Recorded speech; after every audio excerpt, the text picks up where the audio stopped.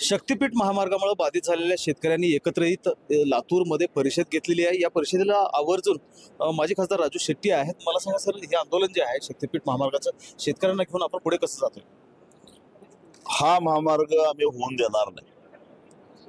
हा प्रश्न केवळ बाधित शेतकऱ्यांचा आहे असं कुणी समजायचं काही कारण नाही। एकतर या महामार्गाची सध्या गरजच नाही आहे।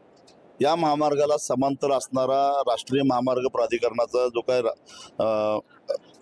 कोल्हापूर ते नांदेड महामार्ग आहे तो याला समांतर जातो आणि नुकताच तो बांधून पूर्ण झालेला आहे। 4 पदरी रस्ता आहे, तरी सुद्धा अपेक्षित वाहतूक त्या रस्त्यावरून होत नाही।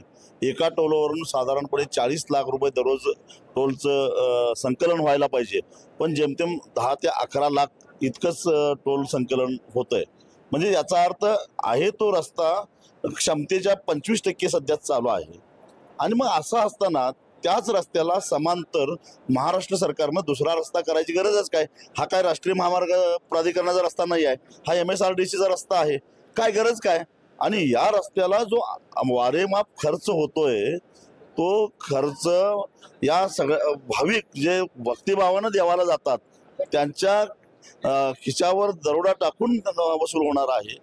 कारण मुळामध्ये 28 ते 30 हजार कोटीमध्ये जो रस्ता व्हायला पाहिजे त्याचा आता प्रकल्प खर्चच त्यांनी 86,000 कोटी रुपये दाखवलेला आहे। म्हणजे किमान 50,000 कोटी रुपये यातून काढायचे।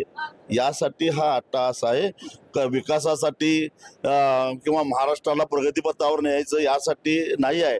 त्यांना माहिती आहे की समृद्धी महामार्ग बांधला आणि आमदारांचा दर 50 कोटी निघाला।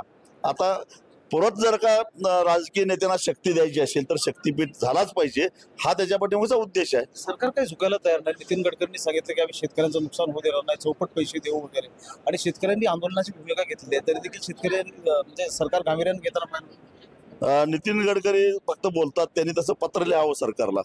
मी अनेक वेळा त्यांच्याकडे जाऊन आलेलो आहे।